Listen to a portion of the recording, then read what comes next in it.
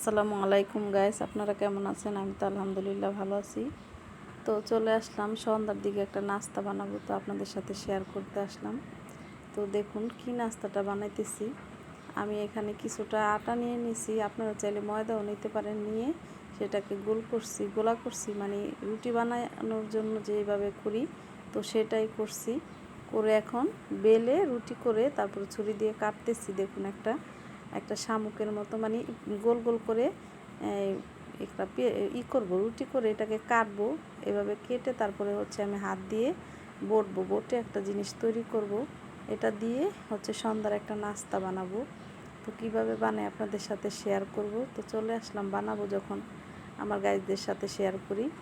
তো এই তো এভাবে কেটে চিকন করে এভাবে করে বটে নিতেছি। আর একটু হাতটা একটু ভিজিয়ে ওই যে লাস্টে যে ছিল ওইখানে একটু লাগিয়ে দিলাম। তো এইভাবে করে সবগুলো বানিয়ে নিব। বানালে হচ্ছে আপনারা সন্ধ্যায় যদি ঘরে কিছু না থাকে বাচ্চাদেরকে দেওয়ানোর জন্য, অথবা মেহমান আসলে ওইভাবে লুডুসের মতো, মানে এটা পাস্তার মতো হইতেছে, তো রান্না করে দেওয়া যায়। চিকেন দিয়েও দিতে পারেন, বিফ দিয়েও দিতে পারেন, অথবা আপনারা ডিম দিয়েও দিতে পারেন। তো আমি হচ্ছে এটা ডিম দিয়ে রান্না করব।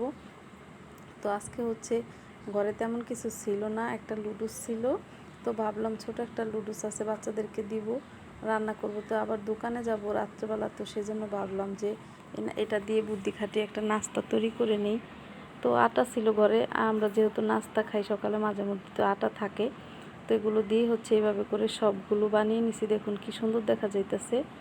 বানিয়ে তারপরে যে এখানে গরম পানি বসিয়ে দিছি, পানিটা গরম হয়ে গেছে, সামান্য 1 ফোঁটা তেল দিয়ে দিলাম।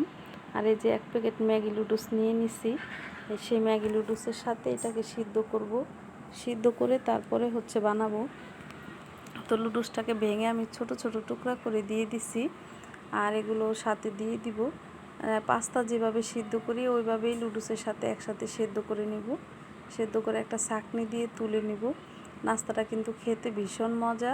তো আমি তৈরি করার পরে ভাবলাম যে এটা কীরকম খেতে হয় না কি। তো রান্না করার পরে যখন ছেলেকে দিলাম আর আমি নিজেও খেলাম, দেখলাম এতটাই মজা হয়েছে। তো এটা তো ইচ্ছে করলে মেহমান আসলে মেহমানকে তাড়াতাড়ি ঝটফট করে তৈরি করে দেওয়া যায়।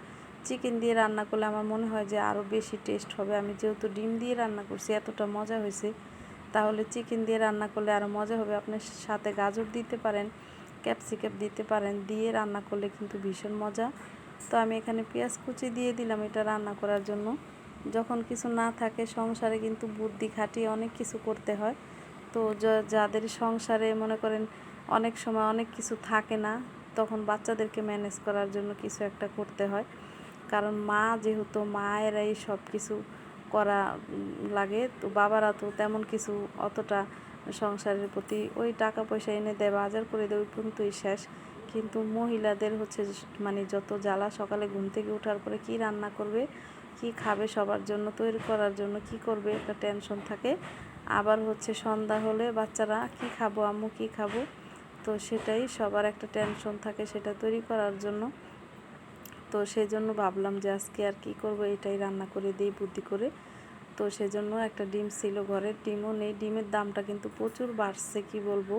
মানুষ যে মানে মাছ মাংস না খেয়ে ডিম খাবে তারও কোনো ব্যবস্থা নেই। ডিমের দামটাও প্রচুর বেড়ে গেছে। একটা ডিম 15 টাকা, মানে এতটা দাম হয়েছে কি বলবো।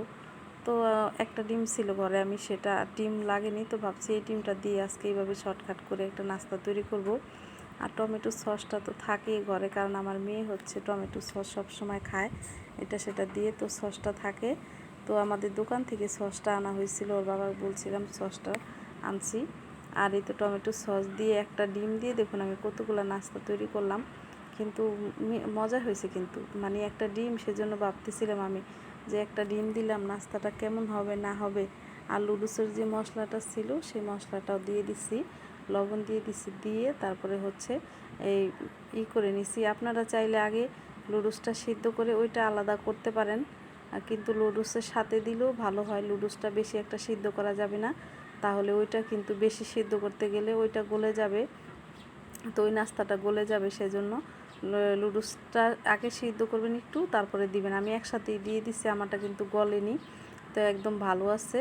তো এই তো লুডুসটা রান্না করে নিলাম। ভিডিওটা কেমন লাগলো কমেন্ট করে জানাবেন। ভালো লাগলে লাইক করে দিবেন, শেয়ার করে দিবেন, সাবস্ক্রাইব দিবেন, আর পেজে দেখে থাকলে ফলো দিয়ে লাইক দিয়ে সাথেই থাকবেন। আর এইদিকে হচ্ছে লুডুসটা রান্না করে টেবিলে চলে আসছে নিয়ে। আর এইদিকে আমার মেয়ে হচ্ছে দেখুন কি সুন্দর একটা গরিব শোপিস বানাচ্ছে।